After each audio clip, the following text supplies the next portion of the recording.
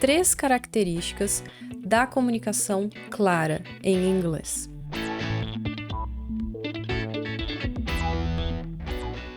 A primeira característica é pronúncia clara e sotaque claro. E aqui a gente está falando tanto de falantes nativos de inglês ou de não nativos. A pronúncia clara é extremamente importante para que a outra pessoa consiga entender o que você está falando.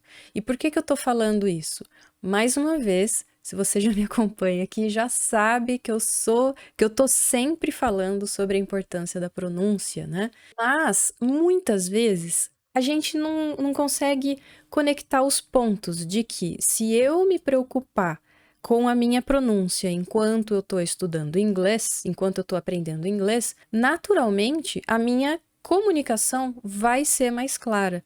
Então, muitas vezes, um falante nativo ou algum estrangeiro, de repente você está fazendo uma reunião, você está participando de uma reunião, ou você está conversando no ambiente de trabalho com uma pessoa que seja de uma nacionalidade diferente da sua, né, que tenha um sotaque diferente e não esteja muito familiarizado com o sotaque nosso aqui brasileiro. Às vezes você está usando a gramática correta, às vezes você está usando a palavra correta, o vocabulário correto, mas a sua pronúncia ela não está muito clara. Adivinha? Vai dar problema. Então, por isso, a pronúncia é um dos principais fatores quando a gente começa a conversar sobre comunicação clara. E o sotaque, claro, também é importante. Naturalmente, conforme você vai trabalhando a tua pronúncia, estudando, focando na sua pronúncia correta, o sotaque ele vai suavizando, ele vai se aproximando ali de uma pronúncia padrão.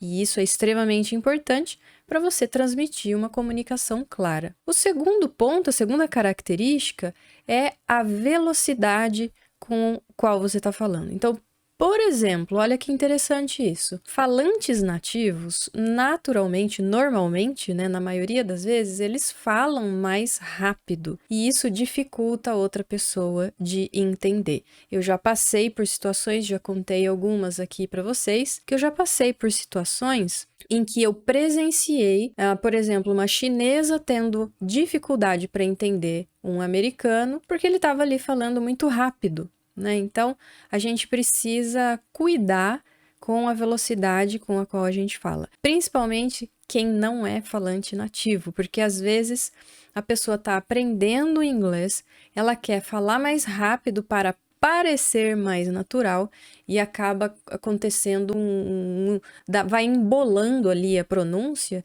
e quem está ouvindo tem dificuldade para entender, né? A terceira característica da comunicação clara é o vocabulário, obviamente. Então, uso de phrasal verbs. Phrasal verbs são extremamente importantes para a gente entender, para a gente usar, lógico, mas a gente precisa também saber simplificar os phrasal verbs.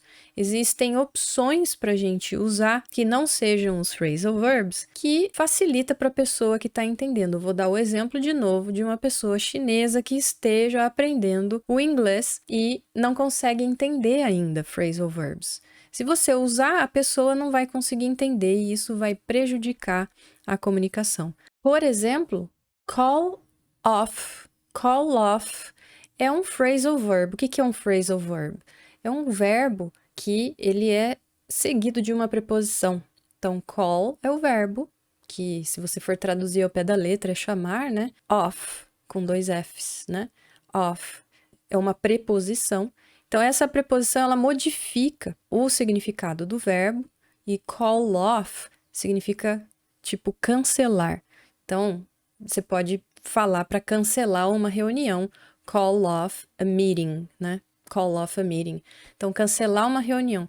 Às vezes, quem está te ouvindo pode não entender. É importante que você conheça, tenha familiaridade com os phrasal verbs, talvez você use mais numa comunicação escrita, mas quando a gente se trata de multinacional, que existem outras nacionalidades ali trabalhando junto com você, se você, obviamente, usar call off com falantes nativos, eles, claro, vão entender.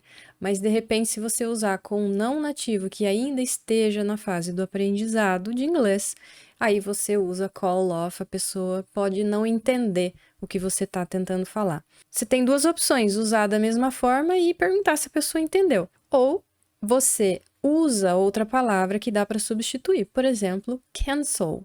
Cancel a meeting, né? Cancelar uma reunião. Serve também. Então, é muito importante ter essa diversidade de vocabulário aí no banco de dados para quando a gente precisar resolver um problema como esse, da outra pessoa não entender o que você está falando, você tem outras palavras para tentar explicar a mesma coisa. Ainda dentro dessa mesma categoria de vocabulário, tem também as gírias e tem as expressões.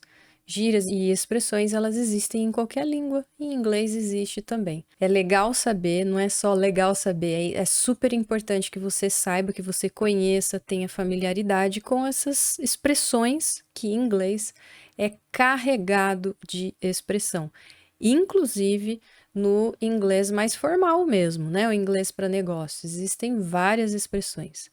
Idioms, né? Que expressões em inglês a gente fala idioms, que se você for bater o olho nessa palavra, você fala, putz, é idiomas. Não, não é. Idioms são expressões, tá? Então, é interessante você saber, conhecer, mas você também precisa saber usar um vocabulário mais simples. Aliás, nas minhas aulas, eu sempre procuro usar um vocabulário mais simples para justamente provar para os alunos que é perfeitamente possível se comunicar de maneira fluente, de maneira natural, de maneira tranquila, de maneira clara e segura também. Você tem mais segurança quando você usa um vocabulário mais claro, né? Quando a sua comunicação é mais clara.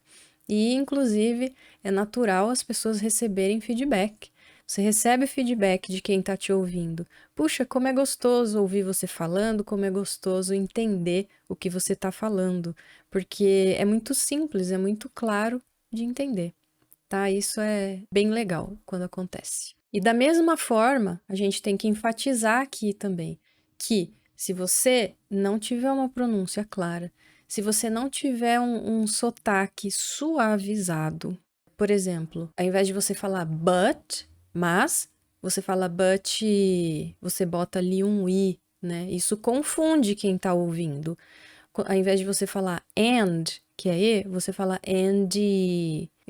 Não tem esse i no final de and. Isso é tudo característica que é transferida do português para o inglês. Então a gente tem que tomar muito cuidado com isso, porque de verdade a outra pessoa que está te ouvindo, por não ser brasileiro, por não ter essa mesma interferência que a gente tem do português, vai ter dificuldade de entender o que a gente está falando. Então é muito importante suavizar o sotaque e trabalhar na pronúncia correta, sempre ouvindo e repetindo em voz alta. Se você falar muito rápido, né, e meio que embolado ali a pronúncia, vai dificultar também. E se você usar vocabulário complicado, a pessoa também vai ter dificuldade de entender.